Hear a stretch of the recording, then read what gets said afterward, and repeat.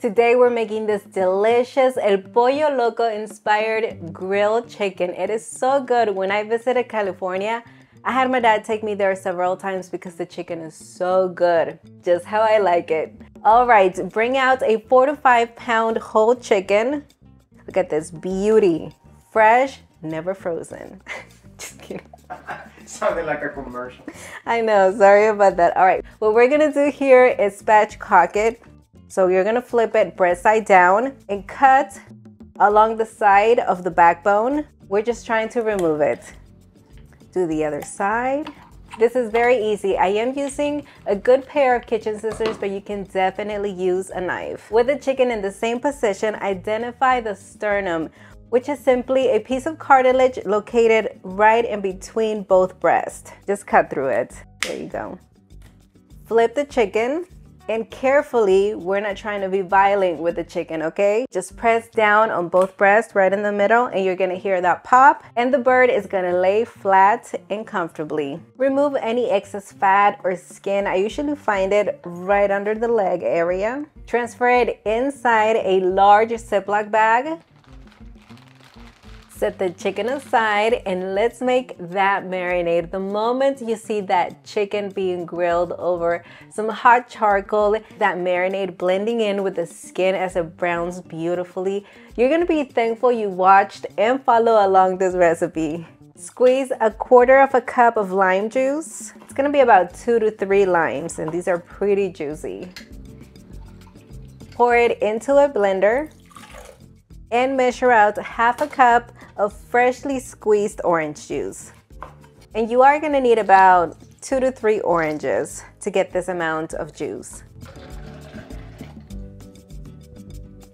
Peel 5 large garlic cloves. Yes, they do have to be large. Something that really bothers me is getting a head of garlic that has tiny little bitty pieces of garlic. It just, I don't know why. It takes all of my patience away. I'd be lying to you if I told you this is the exact recipe used at El Pollo Loco because obviously only the owner knows it, right? But what we do know is that it's marinated in citrus, garlic, and spices, then cooked over an open fire. Measure out 1 teaspoon of whole black peppercorns and into the blender it goes.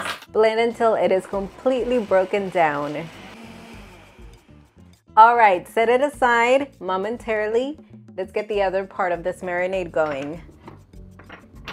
In a bowl, add in 2 teaspoons of ground ancho chile, 1 teaspoon of paprika, 2 teaspoons of onion powder, 1 teaspoon of ground coriander, 1 teaspoon of ground cumin, 1 teaspoon of Mexican dry oregano, and I'm first gonna break it apart. Be careful because when you buy Mexican oregano, it sometimes comes in with some sticks. So just be careful, break it apart. You're gonna start to smell those floral tones. Finally, 1/2 teaspoon of ground turmeric for that beautiful color. Measure out 1/4 cup of olive oil. Pour the oil into the bowl and the blended mix. I got it. Ooh, that smells so good. Last but not least, add in 2 teaspoons of kosher salt. Whisk that to combine. Give the marinade a quick stir right before you pour it into the bag where that chicken is waiting patiently and cozy. And there it goes, look at that. Get as much air as you can out of the bag and close it. Now make sure that marinade is spread evenly inside. You may want to move that bag so that all of the chicken is being exposed. Place it in the fridge to marinate overnight, or even better, which is what we're doing today, 24 hours. It is gonna be so good. Surprise, surprise! I have a whole chicken right here that I marinated yesterday. I'm gonna leave this out for about 15 to 20 minutes. Meanwhile, we're gonna get started on the grill. That way this chicken comes up to room temperature. Nelson, my husband, always fires up the grill for any cookouts. To cook the chicken, he's setting up a 2-temperature grilling method. One part of the grill has the hot charcoal, considered our high heat source. The other side doesn't have charcoal. It's our indirect heat zone. When the temperature reaches about 400 degrees Fahrenheit, place the chicken on the indirect heat zone breast side up. Brush some of the marinade over the chicken. Most importantly, sprinkle some salt over the bird. I've tested this recipe many times and this right here makes a difference. The wings are small so they tend to brown faster. I oil sprayed pieces of aluminum foil and covered the wings. The oil will prevent them from sticking. Additionally, place a piece of aluminum foil under the side of the chicken that's closest to the hot zone.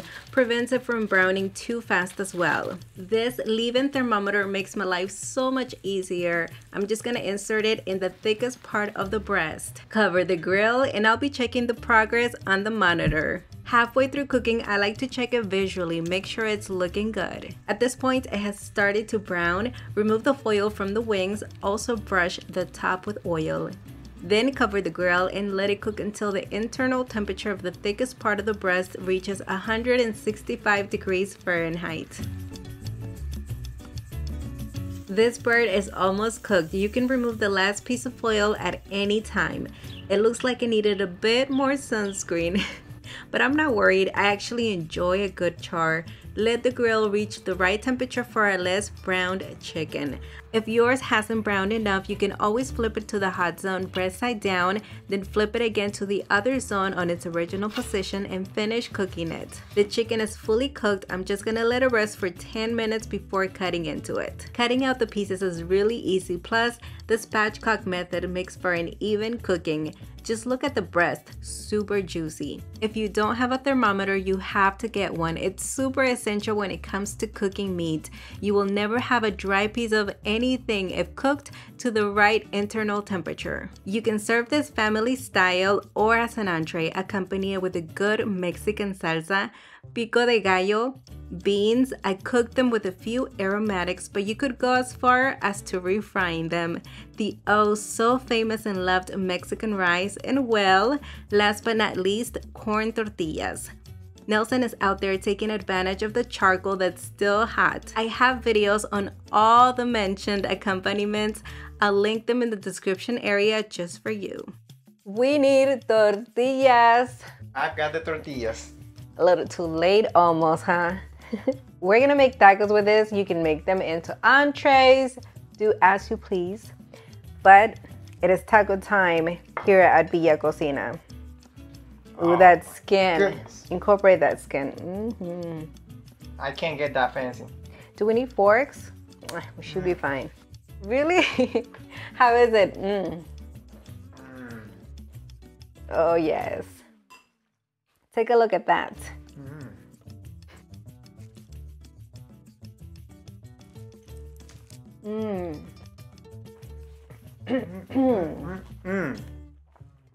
That chicken. I don't know if I'm being biased, but I don't know. I feel like homemade is always better. You put that extra touch of love, detail. Try it at home, everybody. Can this be more Mexican? Look, you got beans, rice, pico, salsa. We just need the lake. You have to try this recipe at home. Enjoy it. This is family style. Don't you agree? Share it with family and friends. I'm sharing it with Nelson, like you won. You know what's also great? You can find the full printable recipe on villacocina.com. Don't forget that you can follow us on all of our social media platforms. Hit that like button, and until the next one, bye.